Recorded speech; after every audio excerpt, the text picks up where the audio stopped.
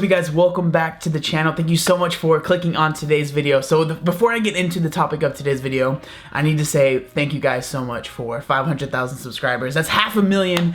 That's crazy. I mean, I know that compared to maybe the other channels that you guys might watch that have like 10 million subscribers, 13 million subscribers, that's not really that much. But for me, as someone that just talks about weight loss, talks about fitness, and talks about health, I feel like 500,000 subscribers is a lot. I'm not doing a bunch of drawn videos to get a bunch of views and stuff like that. It's just videos that I make that try to help people, and it means a lot to me. So for the 500,000 milestone, I wanted to do something for you guys because I genuinely can't express how much you guys have done for me. So what I did was I went and I made my ebook completely free. The ebook is called The Battle Plan. It's going to give you all the information. A lot of the information is stuff that I've said in videos, but it's going to give you all the information that you need to start your weight loss journey, all the science. It's going to give you all the numbers that you need to hit. Like, it's going to give you everything that you need to start your weight loss journey and to start your journey in the gym if you are someone that is, just getting started. So if you want to download that, there's no gimmicks. I'm not trying to get anything from you. It's completely free. I'll put the link down in the description down below. It's really something that I'm really, really proud of. I made it a while ago, but everything that I said in the book, I still completely believe today. I haven't really changed my views on anything that much.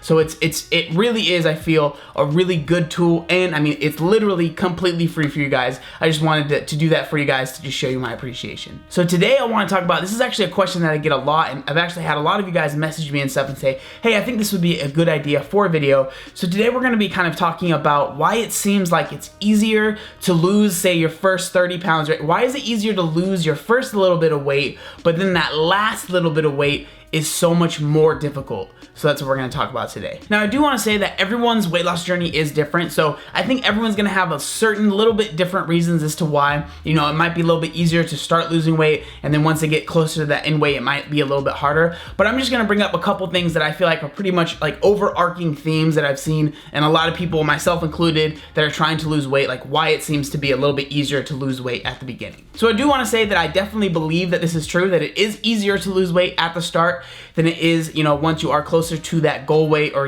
once you are a little bit leaner. It definitely is easier at the start. A lot of this is perception as well, though, at least I believe. So I like to use the paper towel roll analogy. So if you get a paper towel roll, right, and you use the first few paper towels, you don't really notice that much of a difference, but you are still taking off those paper towels, right? But then once you get closer to the end, every single paper towel that you take off, you start to really notice, right? Like, you're like, oh man, I'm getting really low. And it's the same thing with weight loss. So like, when you first take off the first 30 pounds, when you look in the mirror, you don't really notice that much of a change. And so you're like, man, I'm losing a lot of weight. That's what the scale is saying, but I'm not seeing that much of a difference. But then once you get closer to that goal weight, you're like, man, it seems like every time I lose 3 pounds, I'm noticing a huge difference. And I think that plays into the perception that it's easier to lose weight at the beginning than it is to, when you're closer to your goal weight. So with perception out of the way, there are some reasons why you are losing weight faster at the beginning than you would be at the end. The first thing is going to be water weight. Now, there's a reason that I said weight faster and not fat faster, but with water weight, that's something that you lose very rapidly, most people at least, when you first start like some sort of diet, right? Because most people, if you're eating a traditional westernized diet, you're gonna be eating a lot of sodium. You're probably gonna be drinking like a lot of, sugary drinks, or just drinks that have a lot of calories in them. So a lot of people will start to cut that out, right? They'll start to watch their sodium, or maybe they don't even purposely watch their sodium, but by eating healthier foods, you naturally kind of cut out a lot of sodium, right?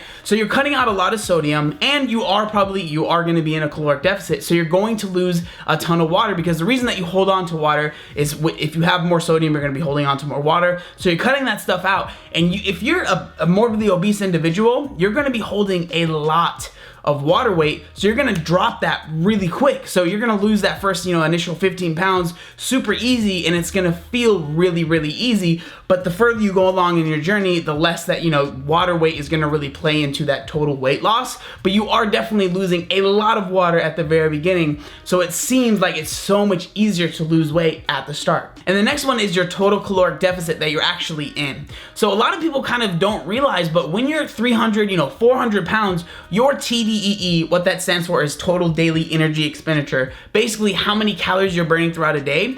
Even though it might not seem like you're burning that much because you're obese, you're not moving that much maybe, because of the body mass that you have, you're probably actually burning a good amount of calories. So say your TDEE is maybe around 4,000 calories a day, which I know seems high, but if you're 400 pounds, that's definitely possible, right?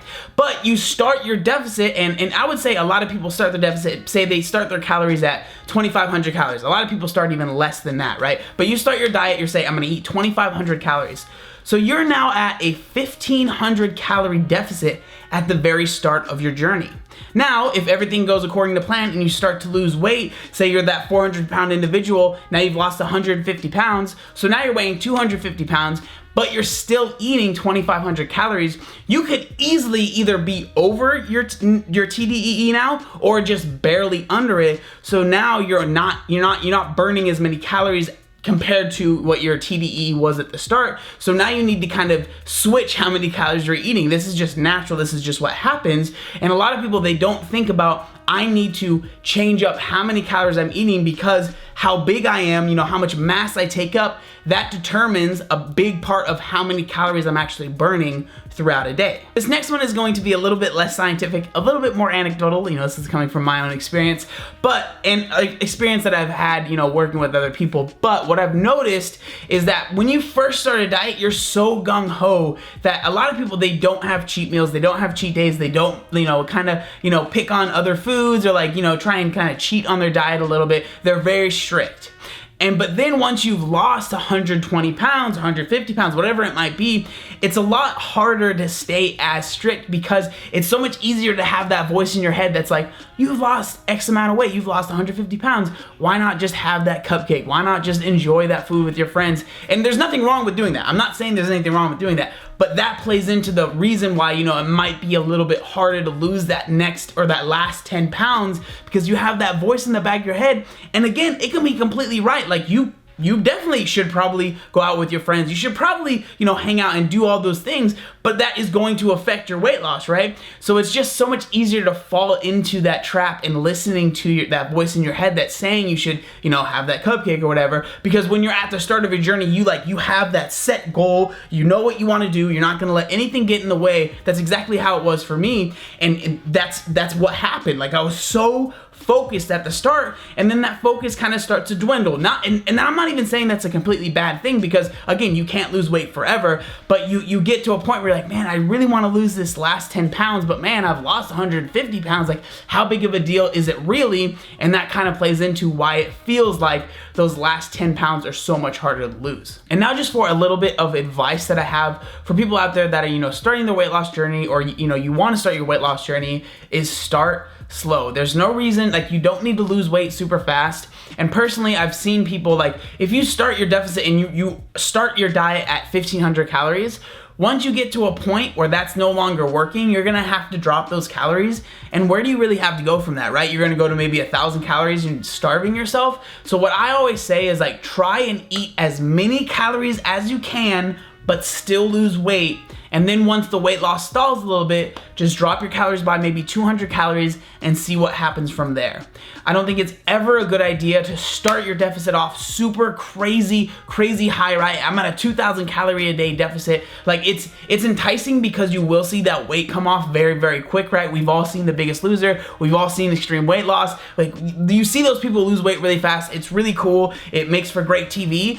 But in reality, that's not going to last forever, and you're gonna get to that plateau. You're gonna get to that point where you're like, what do I do now? I'm already only eating 900 calories. I don't want to eat less. So then either people do eat less and they're eating 700 calories, or they start going to the gym and using gym almost as a punishment and a way to earn food. And that's never a good thing to do either. But there you guys go. Those are my reasons as to why it might seem like it's harder to lose weight at the end of your weight loss journey compared to the beginning. I want to say it is a completely normal thing. So if you feel like you're struggling with this, just understand you are not alone. I struggle with it. Many people that I talk to have struggled with it, so you're not alone in this. I do want to say to end the video, thank you again so much for 500,000 subscribers. That is crazy for me to hear coming out of my mouth. I honestly never thought that I would come to this point, so seriously, Thank you, thank you, thank you. Again, if you want to get that ebook, it's down in the description, completely free. There's no strings attached. Like, it's literally, I just want to give you guys something that I'm really proud of, and I really do think will help a lot of you guys out.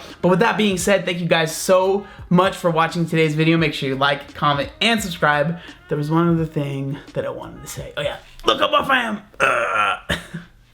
Obey the warning signs, and when there are flashing lights or wigwags, don't attempt to cross until they come to a complete stop.